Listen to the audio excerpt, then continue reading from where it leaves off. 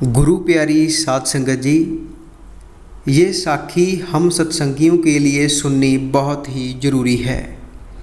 जो रूहानियत से जुड़े हुए हैं, जो उस कुल मालिक से जुड़े हुए हैं। साध संगत जी, ये बात उन दिनों की है जब हमने इतनी तरक्की नहीं की थी, जब सीधे साधे लोग हुआ करते थे, जिनमें बहुत ही प्रेम और प्यार होता था और वह एक दूसरे की मदद करते थे। तब ना कोई मोबाइल हुआ करता था, ना ही इंटरनेट हुआ करता था। क्योंकि आजकल के समय में हमें जिसके बारे में जानना होता है, जिस चीज़ के बारे में जानना होता है, उसको हम इंटरनेट पर सर्च कर लेते हैं। लेकिन उस समय में ऐसा नहीं होता था। अगर किसी के मन में कोई प्रश्न पैदा होता था तो वह उससे पूछने के लिए, उसका जवाब जानने के लिए गुरु को खोजते थे, किसी पूर्ण संत महात्मा को ढूंढते थे जो उसका जवाब उन्हें दे सके। अगर किसी ने किसी को कुछ कहना होता तो पत्र लिखे जाया करते थे। उस समय एक गांव में एक बहुत ही पहुँचे हुए संत रहते थे, जिनका आश्रम उस गांव में था।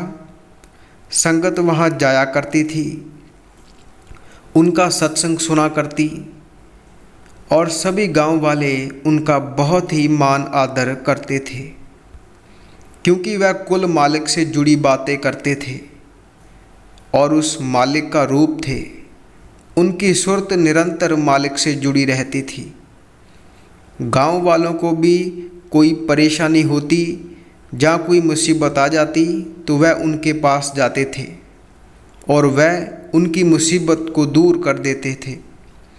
क्योंकि साध संगत जी, जो मालिक से जुड़े होते हैं, जो पूर्ण संत महात्मा होते हैं, वह कुछ भी कर सकते हैं। उनके मुख से निकला एक एक शब्द अनमोल होता है।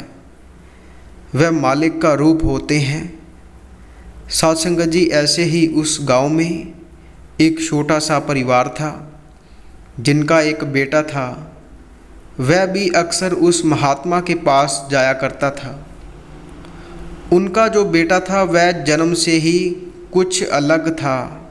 उसकी बातें किसी को समझ में नहीं आती थी और उसका उस महात्मा से बहुत ही प्रेम था, प्यार था। वह अक्सर उनके पास जाया करता और महात्मा की सेवा किया करता। महात्मा का भी उससे बहुत प्रेम था, क्योंकि जो मालिक से जुड़े होते हैं उनका प्रेम अपने आप एक दूसरे के प्रति बन जाता है। मालिक खुद अपने प्यारों को एक दूसरे से मिलवा देता है। साध संगत जी, वह लड़का अक्सर उस महात्मा की सेवा किया करता, उनके आश्रम में ही रहता। उस लड़के की माँ यह सब देखकर बहुत ही परेशान होती थी कि मेरा लड़का ऐसा क्यों है, ये सबसे अलग क्यों है, यह किसी के साथ खेलता भी नहीं, इसे क्या बात है। एक दिन उसने यही बातें उस महात्मा से की कि सतगुरु, मेरा बेटा ऐसा क्यों है, ये और बच्चों जैसा क्यों नहीं है, ये खेलता भी नहीं है और बस चुप सा रहता है, बस आपकी सेवा में लीन रहता है। इसे आपसे ही लगाव है, आपसे ही प्रेम है। कृपया मुझे बताएं, ऐसा क्यों है। उस समय पहले तो महात्मा मुस्कुराए और फिर उन्होंने कुछ देर चुप रहने के बाद उस माता को कहा कि आपका बालक कोई साधारण बालक नहीं है, यह उस कुल मालिक का ही रूप है। इसे यह जन्म इसलिए लेना पड़ा क्योंकि इसकी बंदगी पिछले जन्म में पूर्ण नहीं हुई थी, कुछ यात्रा रह गई थी। बस वह थोड़ी सी यात्रा पूरी होनी थी जो कि पिछले जन्म में नहीं हुई, इसलिए इसे यह जन्म लेना पड़ा। इसलिए इसकी स्थिति ऐसी है कि ये ज़्यादा किसी से बातें नहीं करता, चुप रहता है, और ऐसे सेवा में लीन रहता है। अब इस जन्म में इसकी वह यात्रा पूरी होगी और ये कुल मालिक का रूप हो जाएगा। ये कोई साधारण आत्मा नहीं है, ये महाआत्मा है। तो उस समय ये बातें सुनकर उसकी माता थोड़ी सी घबराई कि मेरा बेटा ऐसा कैसे हो सकता है। मैं तो अपने बेटे को एक अच्छा व्यापारी बनाना चाहती थी, लेकिन आप तो कुछ और ही कह रहे हैं। उस समय उस महात्मा ने कहा कि माई, नाम के व्यापार से ऊपर और कोई व्यापार नहीं है। बाकी सब व्यापार इसके आगे फीके पड़ जाते हैं। आप किस बात की चिंता कर रही हैं? आपको किसी बात की चिंता करने की ज़रूरत नहीं है। आपका बेटा आपके साथ आपकी पूरी कुल को तार देगा। सासंगत जी, जैसे कि वाणी में भी फरमाया गया है कि अगर किसी कुल में अगर एक भी कोई नाम की कमाई करने वाला महात्मा पैदा हो जाता है तो वह अपनी पूरी कुल को तार देता है। तो महात्मा ने कहा कि आपको किसी बात की चिंता करने की ज़रूरत नहीं है। यह बात सुनते ही उस माता ने फिर उस महात्मा से कहा कि आप ऐसा करें कि आप इसको इन सब बातों से दूर ही रखें। साध संगत जी, जैसे कि आप जानते हैं कि माताएं नहीं चाहती कि उसका बेटा कोई संत महात्मा बने, कोई फ़कीर बने।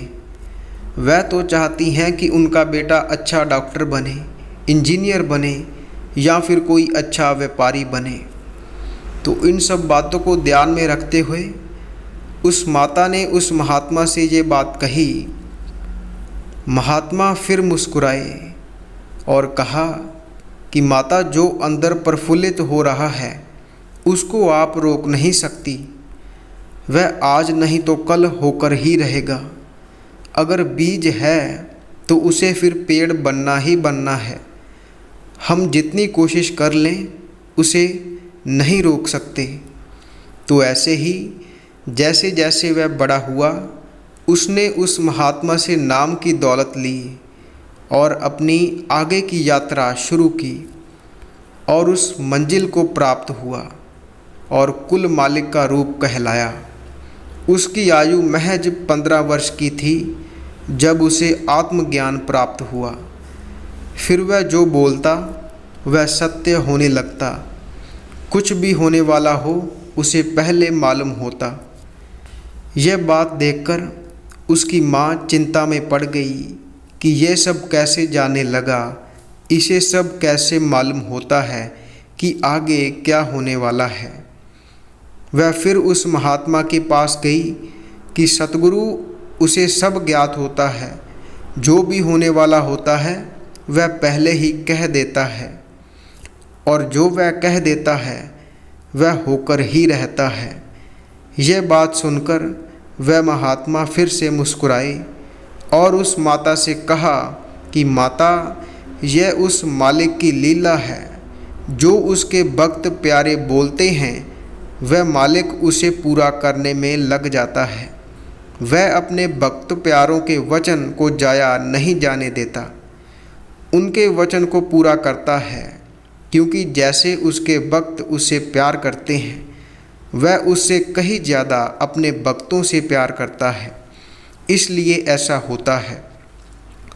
साध संगत जी, इस साखी से हमें यही प्रेरणा मिलती है कि हम सभी यहाँ पर यात्री ही हैं।